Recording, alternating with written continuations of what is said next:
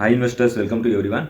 Share மார்க்கெட்டில் பெரிய பெரிய மில்லியனர்ஸ் இன்வெஸ்டர்ஸ் ஒரு ஸ்டாக் மேலே 1000 மடங்கு ரிட்டர்ன்ஸ் பார்க்குறாங்கன்னா அது எப்படி? அதில் ஒரு 2 ஸ்டாக் நம்ம எடுத்து இன்றைக்கி அனலைஸ் பண்ணுறோம். அண்ட் அவங்களோட இப்போ உள்ள கம்பெடிட்டரை பற்றி நம்ம இந்த வீடியோவில் டிஸ்கஸ் பண்ண போகிறோம்.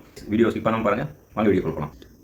நெக்ஸ்ட்டு நம்ம கோ ஃபேஷனை பற்றி பார்க்க போகிறோம். கோ ஃபேஷன் யாரோட காம்படிட்டர்னால் உங்களுக்கு நல்லாவே தெரியும். ட்ரெண்ட், அதுவும் ஒரு டாடா நிறுவனத்தோட துணை நிறுவனம்னு சொல்லலாம்.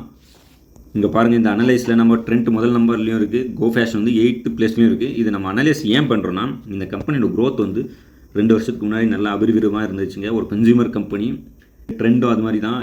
ட்ரெண்ட் போல் ஒரு சக்ஸஸான ஸ்டாக்ஸ்ன்னு நம்ம எண்ணி தான் பார்க்க முடியும். டிமார்ட், ஆல்ரெடி பேசியிருந்த மாதிரி டைட்டன், இதெல்லாம் வந்து இன்வெஸ்டருக்கு பல மடங்கு ரிட்டர்ன்ஸ் கொடுத்த கம்பெனிஸ். ஓகே, ஸோ இவங்களோட கம்பேரிசனாக கோ ஃபேஷனை ஏன் பார்க்குறோன்னா, இவங்களோட க்ரோத்தை நீங்கள் பாருங்கள்.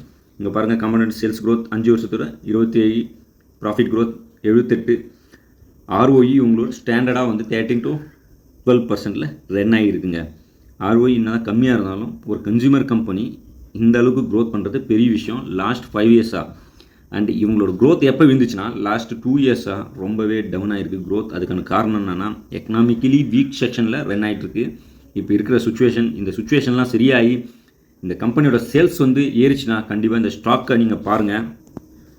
அண்டு இந்த ஸ்டாக் ப்ரைஸை பார்த்தீங்கன்னா, இது வந்து 1300க்கு மேலே போயிருந்த ஸ்டாக்குங்க. இப்போ 300 ரூபாய்க்கு கிட்ட கிடைக்குது.